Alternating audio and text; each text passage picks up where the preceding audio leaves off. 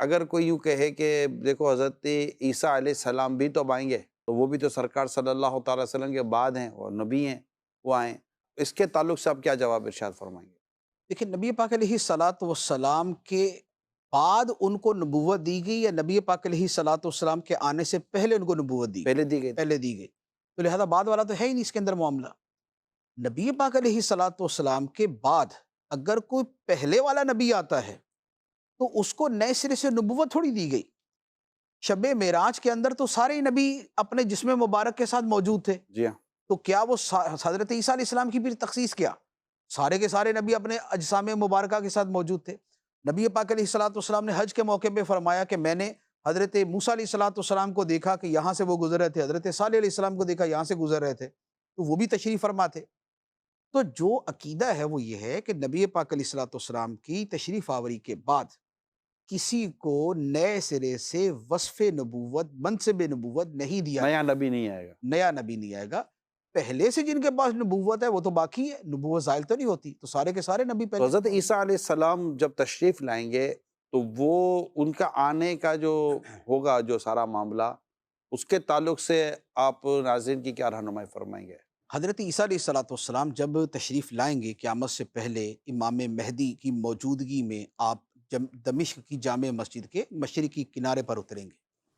آپ جب آئیں گے تو یہ بات تو یقینی ہے کہ آپ اللہ کے نبی تھے، ہیں اور ہوں گے، ٹھیک، کیونکہ جسے نبوت دی جاتی ہے اسے کبھی واپس نہیں دی نہیں دی جاتی۔ جاتی۔ اللہ تعالیٰ نے کسی کی نبوت کو زائل نہیں کیا، ختم نہیں کیا، اور نہ اللہ تعالیٰ کرے گا۔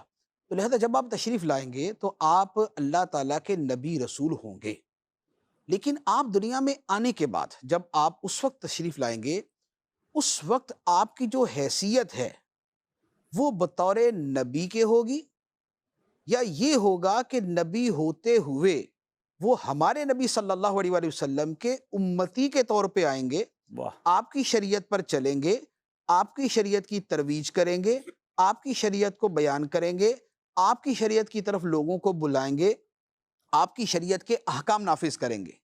تو جو حضرت عیسیٰ علیہ الصلاۃ والسلام کا آنا ہے وہ اپنی انجیل کے ساتھ نہیں ہوگا، وہ انجیل کے احکام جاری نہیں کریں گے، وہ انجیل کی شریعت بیان نہیں کریں گے، بلکہ نبی پاک علیہ الصلاۃ والسلام کے امت کے ایک امتی کے طور پہ تشریف لائیں گے، سبحان اللہ۔ اور اسی دین اسلام کی شریعت، اسی کے احکام اور اسی کی ساری چیزوں کو بیان کریں گے۔